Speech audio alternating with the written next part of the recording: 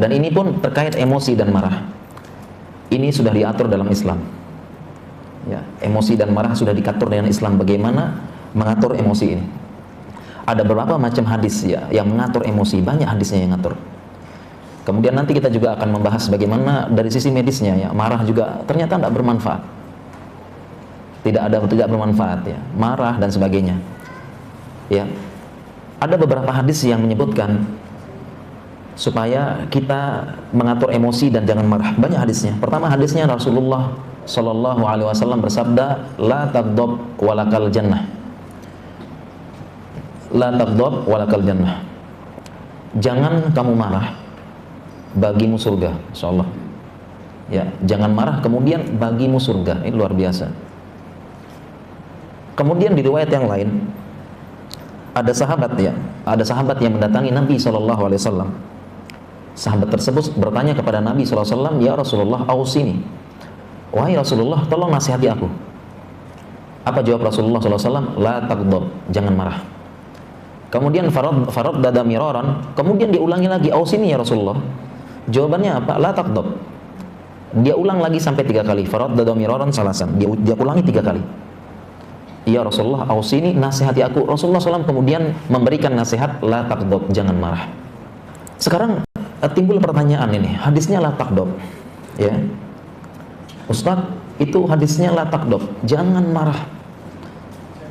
Jangan marah ini maksudnya gimana Pak Ustaz ya? Kadang-kadang bertanya ya, hadisnya jangan marah. Ya memang kadang-kadang suatu hadis itu butuh dijelaskan, butuh syarah, butuh penjelasan ulama dan mengetahui asbabul wurudnya. Kadang-kadang kalau kita baca teksnya aja, kadang-kadang maksudnya gimana ini? La taghdab walakal jannah, jangan marah. Ya. Maksudnya gimana sih? Ya, maksudnya jangan marah gimana ya? Ketika dipukul saat ditempeleng ceduar, aduh, jangan marah ya, sabar. Dipukul lagi, sekarang dihantam, ceduar gitu, sabar gitu ya. Kemudian habis itu apa? Ya, diinjak, habisnya ceduar, diinjak, sabar gitu ya. Jangan marah, nanti dapat surga gitu ya. Apakah maksudnya begini ya, Bapak Ibu sekalian? Sabar ya. Malah kasih pipi yang kanan, sebelah lagi belum mas. Sabar gitu ya. Maksudnya apa? Ya, ringkasnya begini. Penjelasan hadis ini, la taghdab, itu bukan artinya kita tidak boleh marah. Bukan artinya kita marah, tidak boleh marah, belas, tidak sabar. Maksudnya penjelasan ulama, la taghdab ini artinya jangan melampiaskan kemarahan. Itu maksudnya. Jangan melampiaskan kemarahan. Itu maksudnya hadis ini, jangan melampiaskan kemarahan. Jadi marah itu boleh, tetapi jangan kita lampiaskan kemarahan. Oleh karena itu nanti syariat mengatur bagaimana kita supaya tidak melampiaskan, mengeluarkan rasa marah tersebut. Kita bisa marah. Dan poin yang kedua, marah itu tidak mesti dalam bentuk dilampiaskan.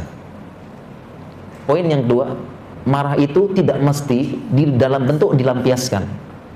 Marah tidak mesti dalam bentuk ngamuk-ngamuk, banting-banting, suaranya keras, suaranya lantang, suaranya naik, mengepalkan tangan, kemudian matanya melotot, ya dagunya naik, kemudian ini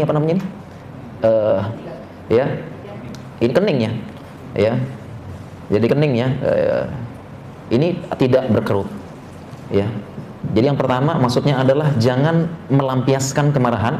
Kemudian yang kedua, marah itu kan tidak mesti diwujudkan dalam bentuk tadi, dalam bentuk ngamuk-ngamuk, marah-marah, teriak-teriak dan sebagainya, melotot, tangannya ngacung, mengepal, nunjuk-nunjuk, kan tidak seperti itu. Jadi 2 poin ini maksudnya dari hadis ini, ya, 2 poinnya ini maksudnya jangan marah, la taghdab walakal jannah. Jadi kenapa jangan melampiaskan kemarahan? Maksudnya itu, jangan melampiaskan kemarahan. Kenapa kalau kita melampiaskan kemarahan? Karena yang namanya marah, ya, ketika kita sudah marah, ini terkadang akal tertutup, kemudian pikiran tidak tenang, kemudian jiwa tidak labil serta tidak stabil, jiwa. Ini ketika marah. Oleh karena itu, Nabi SAW pun mengingatkan dalam suatu hadis, la yaqdiyanna hakamun bainasnaini wa huwa ghadban. Beliau menjelaskan Beliau bersabda sallallahu alaihi wasallam, jangan sekali-kali seorang hakim memutuskan perkara di antara dua orang sedangkan dia dalam keadaan marah. Dalam keadaan marah.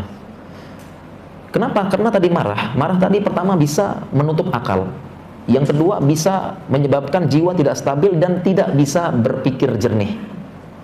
Oleh karena itu tadi hakim pun, qadhi, jangan sampai mengambil keputusan kalau sedang marah. Karena kalau sudah marah itu kita akan bertindak tidak bijaksana, menutup akal.